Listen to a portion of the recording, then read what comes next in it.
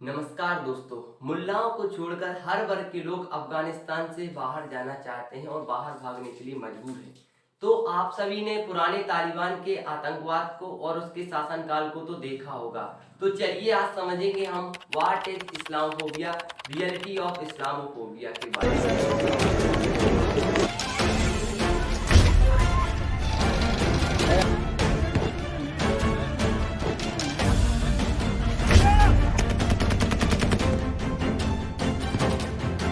वे सभी मुसलमान ही हैं जो देश के क्रूर कानूनों से आज़ादी चाहते हैं, लेकिन हम आपको बता दें कि तालिबान इस्लाम कानून लागू करना चाहता है और उसके सभी कानून शरीयत हैं। आप उसके पिछले शासनकाल में देख चुके होंगे कि उसके शरीयत कानून में किस प्रकार की जो सजा एवं दंड दिए जाते थे। तो हो या अब दुनिया के किसी भी इस्लामी संस्थान, इमाम, मदरसे या फिर किसी इस्लामी देश ने उनके कानून कामों को और उनके कानून को गैर इस्लामी नहीं बताया है, बल्कि भारत के ऐसे बहुत सारे इस्लाम धर्म के जो बड़े बड़े अनुयायी हैं, उन्होंने कहा है कि भारत ही जो अफगानिस्तान है वो ही इस्लाम धर्म का कानून को मानने वाला और बहुत अच्छा संस्थापक और संरक्षक देश है।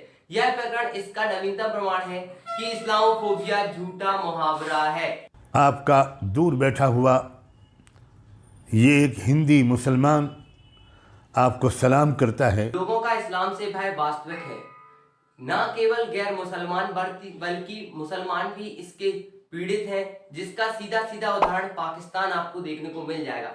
कुछ समय पहले एक न्यू रिसर्च सेंटर ने पाकिस्तान में रिपोर्ट या सर्वे कराया, जिसके माध्यम से मालूम पड़ा कि वहां पर जो सरकार तालिबानी शासन या शरीयत कानून लागू कराना चाहती है, उस कानून को जो लागू कराने वाली सरकार को मात्र 2 से 3% ही वोट पड़ते हैं।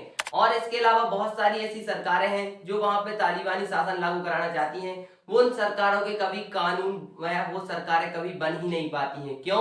क्योंकि मुस्लिम समुदाय खुद मुस्लिम बहुल राष्ट्र जैसे सीरिया, इराक, तुर्की, मिस्र आदि देशों में भी तालिबानी शासन का विरोध हो रहा है वहां की आम जनता के द्वारा।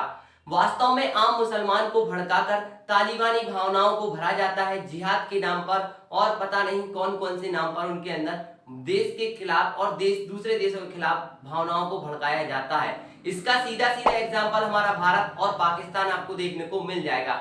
इसके पीछे बहुत बड़ी वजह है, जिसमें हिंदू मुस्लिम कुएं होते हैं, और आप लोग समझते हैं कि देश में राजनीति जो होती है वो हिंदू मुस्लिम ही करती रहती है। तो सिद्धांत और झूठा इतिहास बताकर आप सभी के लिए बहकाया जाता है और देशों के खिलाफ आपको क्या किया जाता है, उत्तेजित कराया जाता है, जिससे आप लोग दूसरे देश के खिलाफ आतंकवादी बनकर या फिर स्वतंत्रता सेनानी के नाम पर आपको लड़ाया जाता है और आप लोग लड़ते भी हैं। दुनिया में 3 प्रकार के मुसलमान पाए जाते हैं, जिनमें सबसे पहला होता है जिहादी, दूसरे नंबर पर होता है बेपरवाह और तीसरे नंबर पर होता है मानवतावादी। सबसे पहले आप लोग जिहादी की बात करेंगे हम, तो जिहादी दुनिया में बहुत ही खतरनाक और बहुत ही ज्यादा नुकसानदेह मुसलमान होते हैं जो देशों में आतंकवाद फैलाने का काम करते हैं। उसके बाद आते हैं बेपरवाह। बेपरवाह लोगों को ये मतलब नहीं होता है कि देश की अर्थव्यवस्था कैसी बन रही है, कैसी बिगड़ रही है, उनको किसी से कुछ मतलब नहीं होता है। कोई बेपरवाह मुसलमान अपने बच्चे पैदा करने में लगा रहता है, कोई किसी प्रकार से लगा रहता है। लेकिन जो मानवतावादी मुसलमान होते हैं, उन मानवतावादी मुसलमान ही देश को बढ़ाए रहते हैं या फिर बचाए रहते हैं। उनमें बहुत अच्छे नेता भी होते हैं, कुछ अच्छे कलाकार होते हैं, कुछ अच्छे लेखक होते हैं, तो कुछ अच्छे कविताकार भी होते हैं। तो तालिबान समर्थकों से निपटने का उपाय क्या है, सोचा है आपने? तो देखिए, मूल इस्लामी किताबें खुद पढ़ें, और आप लोग जैसे आप लोग मुस्लिम समुदाय से आते हैं अगर, तो आप उन किताबों को स्वयं पढ़ें, किसी भी दूसरे व्यक्ति के बहकावे में न आए, क्योंकि वो आपको पढ़ाने की जगह उनसे बहकाता है, उससे आपको नुकसान होता है। और उन्हें इंटरनेट पर मुफ्त में उपलब्ध कराया जाए, ताकि उनकी परख वर्तमान जो पीढ़ी हो रही है उसको बहुत अच्छे तरीके से हो पाए। कोई भी सामाजिक सिद्धांत तभी उपयुक्त होता है जो किसी भी व्यक्ति को, मानव समाज को और मानव को नुकसान ना पहुंचाए और कसौटी पर खरा उतरे। अगर ये ऐसा नहीं होता है तो चाहे इस्लामोफोबिया हो, चाहे हिंदुज्म हो, चाहे बौद्धिज्म हो, चाहे कोई भी सामाजिक सिद्धांत तभी उपयुक्त होता है जब वह समाज में मानवीय कसौटी पर बहुत खरा उतर सके। इस्लाम के धार्मिक अनुष्ठान जैसे नमाज, हज और न जाने जो धार्मिक अनुष्ठान होते हैं उन पर विश्वास किया जा सकता है, लेकिन उसके विपरीत गैर मुस्लिम समुदाय के प्रति हिंसा, महिलाओं के प्रति अवैध व्यवहार और राजनीतिक मुसलमान और भी ऐसे शरीयत कानून या फिर इस करके जो ये विभिन्न प्रकार के ऐसे होते हैं, इनको आप विश्वास में नहीं ला सकते हैं। क्यों? इनको विश्वास में लाना एक टेढ़ी कीर है। और अगर है दम तो आप तालिबान में देख लीजिए कितना विश्वास में लाती है तालिबानी सरकार। फिर कोई देश आएगा, तालिबान पर आक्रमण करेगा, फिर तालिबानों को भगाएगा और तालिबानी भागेंगे। तो धार्मिक भावनाओं को में विश्वास दिखता है, लेकिन राजनीति में विश्वास नहीं दिखता है। उसमें विश्वास दिखाने के लिए आपको उस पर कसौटी पर खरा उतरना होता है। इसी नाम पर मुसलमान आज दूसरे मुसलमान को मारते हैं और अधिकांश खलीफा, इमाम, मोहम्मद की हत्याएं कर दी जाती हैं।